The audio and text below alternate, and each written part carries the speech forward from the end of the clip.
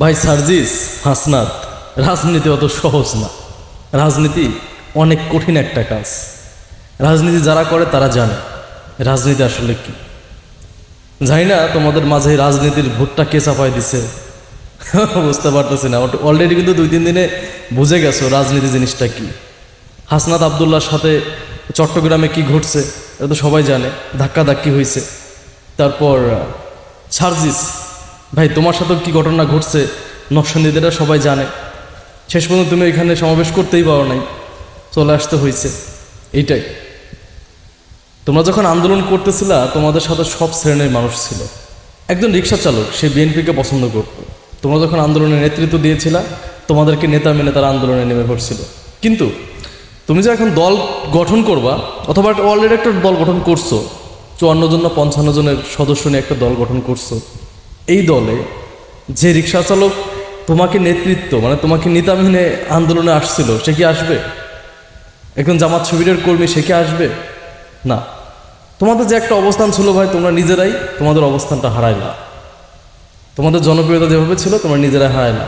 কেবল তো শুরু হয়েছে। রাজনীতি কত কঠিন একটা কাজ, অল্প দিনেই তো বুঝতে শুরু করছো, আরও বুঝবা। এই যে বিতর্কিত হইতে শুরু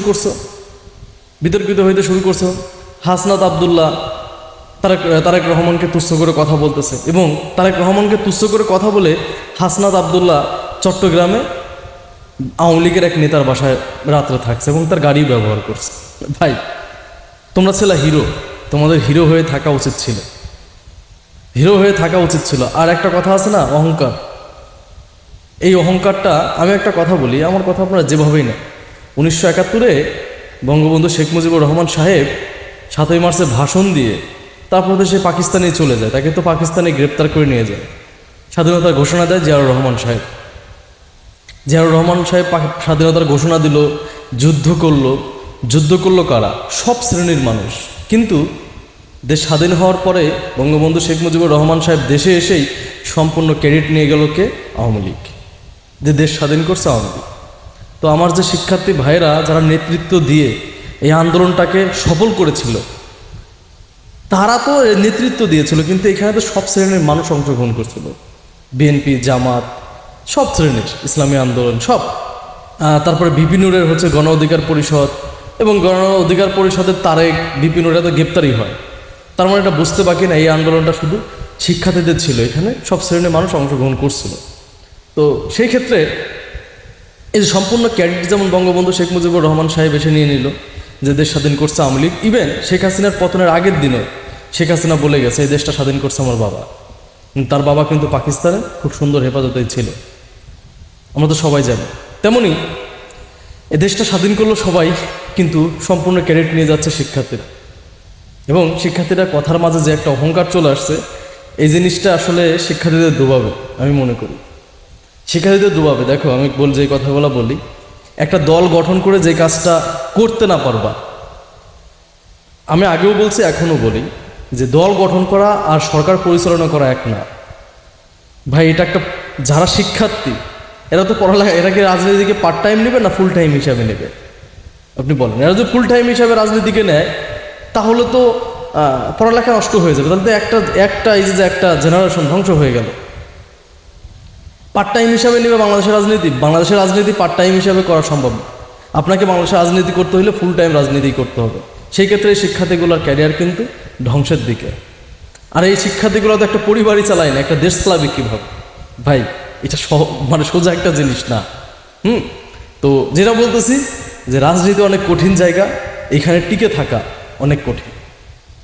এরপর আরও প্রশ্নবিদ্ধ হবে। এই যে ভিপি নুর যেভাবে অফিস টফিস করছে, সবাই বিকাশ নূর বলছে, এরপরে এরাও দেখবেন যে জনগণের কাছে হাসির পাত্র হয়ে যাবে অতি দ্রুতই। আমার কথা যেভাবেই নেন ভাই, দিন শেষে আমরা বাংলাদেশি, এটা ভুলে যাবেন না যে আমরা বাংলাদেশে আমরা কি করতে পারি, এটা মাথায় রাখবেন। তাহলে হয়তো আপনার পথ চলা অনেক ইজি হয়ে যাবে। দিন শেষে আমরা সমালোচনা করতে পছন্দ করি, আর তুমি হাজার ভালো কাজ করো, সেই কাজটাকে না দেখে তোমার একটা খারাপ হলে সেই জিনিসটা নিয়ে আমরা পড়ে থাকবো। এটাই আমরা বাংলাদেশি। যেমন বিকাশ নূর ভাইকে বিভিন্ন জায়গা থেকে টাকা পাঠাইছে, সবাই তাকে বিকাশ নূর হিসাবে চেনে। তেমনি এই রাজনীতি করতে গেলে অনেক টাকা পয়সার প্রয়োজন আছে। একটা অফিস নিতে হবে, তারপর সংগঠন চালায় রাখতে গেলে অনেক টাকার প্রয়োজন। যখন এই টাকাগুলো বিভিন্ন দেশ থেকে আসবে, মানুষ হেল্প করবে, হ্যাঁ অবভিয়াসলি হেল্প করবে, সবাই হেল্প করবে, বিভিন্ন ব্যবসা প্রতিষ্ঠান হেল্প করবে। তো সেই ক্ষেত্রে এদের নামটা অতি দ্রুতই দেখবেন এইভাবে চলে যাবে, বিকাশ অথবা বিকাশ সাজিজ হাসনাত, মানে বিকাশ হাসনাত এভাবে আসবে। এর থেকে খারাপ আমি আর বলতে পারলাম না, আমি জাস্ট ইজিভাবে এই কথাগুলাই বললাম। আরেকটা কথা হচ্ছে, তারা সরকারের ক্ষমতার বাইরে থেকে যে কাজটা করতে পারতো, রাজনৈতিক দল গঠন করে সেই কাজ করতে পারবে না। যে কাজটা ক্ষমতার মানে রাজনৈতিক দল করে না করতে পারতো, সে কাজটা রাজনৈতিক দল করলে পারবে না। রাজনৈতিক দল করে তাদের একটা দল হবে, সব শ্রেণীর মানুষ কিন্তু এখানে অংশগ্রহণ করবে না। একজন রিক্সা চালক সেও কিন্তু একটা দলকে পছন্দ করে, এটা মাথায় রাখবেন। একজন দিনমজুরি, একজন কৃষক, সেও কিন্তু একটা দলকে পছন্দ করে। আর তারা যে দলটা করতেছে, এই দলটা তৃণমূলে অনেকে জানবেও না।